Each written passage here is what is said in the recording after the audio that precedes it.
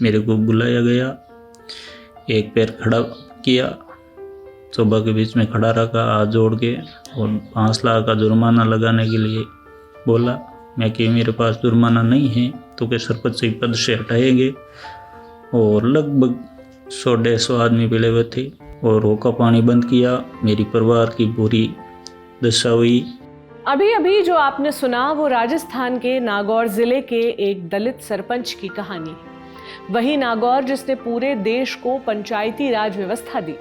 मामला चाहे प्रेम प्रसंग का हो या कुछ और, राजस्थान में गांव में रहने वाले हजारों लोग जाति पंचायतों के फैसले के आगे लाचार हैं। पुलिस की रिपोर्ट और प्रशासन अब इस व्यवस्था के आगे पानी भरते नजर आ रहे हैं। आपके लिए ये रिपोर्ट राजस्थान से हमारे साथी आनंद चौधरी लेकर आए हैं।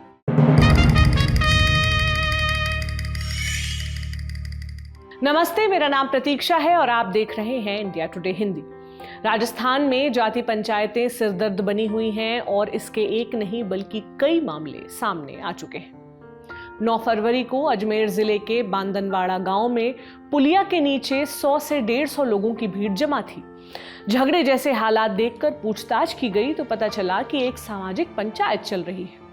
30 गांवों के पंचों की ये पंचायत एक शादी के बाद दुल्हन के पिता से सौदे की रकम वसूलने के लिए बुलाई गई थी। नाता प्रथा के नाम से राजस्थान में चारों ओर फैली इस भयंकर कुरीति के तहत इसे झगड़ा राशि कहते हैं। हुआ ये था कि पास के खनोद गांव के मसरिया बागरिया नाम के एक युवक की शादी 2 साल पहले बांदनवाड़ा गांव के उगमा की बेटी गंगा से हुई थी। बाद में गंगा ने मसरिया को छोड़कर एक दूसरे युवक के साथ नाता कर लिया। राजस्थान की कुछ जातियों में पत्नी अपने पति को छोड़कर किसी अन्य पुरुष के साथ रह सकती है, इसे ही नाता करना कहते हैं। उगमा से झगड़ा राशि वसूलने के लिए पंचायत बुलाई गई, जिसमें अलग अलग गांव के 30 पंचों के आने के बावजूद आखिरी रकम पर एक राय नहीं बन पा रही थी।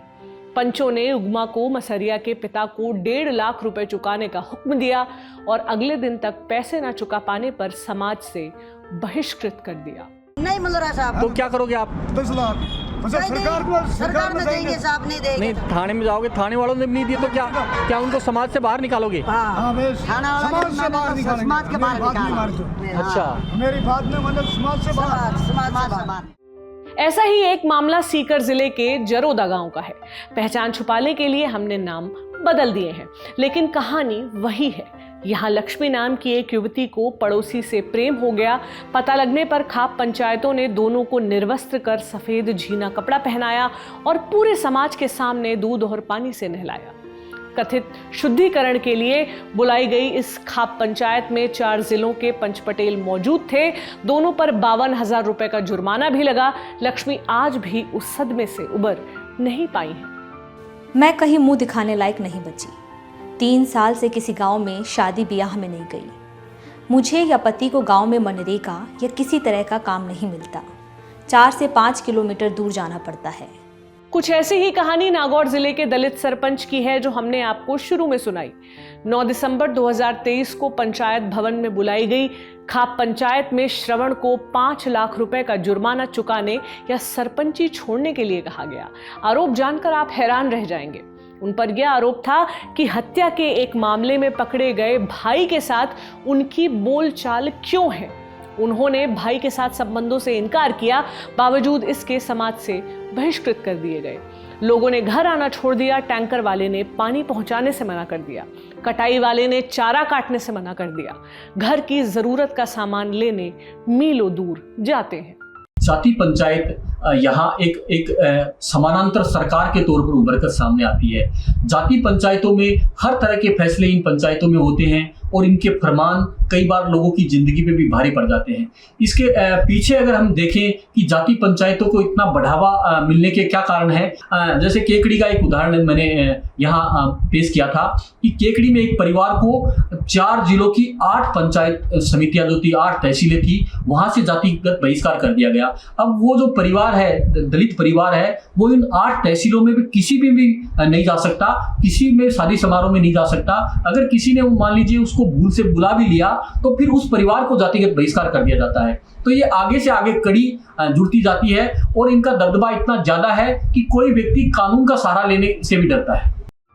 राजस्थान में सामाजिक बहिष्कार के मामलों पर रोक लगाने के लिए 4 साल पहले एक कानून बनाया गया था, पर वो इस भयंकर सामाजिक बीमारी की रोकथाम करने में नाकाफी साबित हुआ है। राजस्थान में ऑनर किलिंग की घटनाओं को रोकने के लिए 8 अगस्त 2019 को विधानसभा में एक कानून पारित हुआ था। कानून का नाम था राजस्थान सम्मान और परंपरा के नाम पर वैवाहिक संबंधों की स्वतंत्रता में हस्तक्षेप का प्रतिषेध अधिनियम 2019।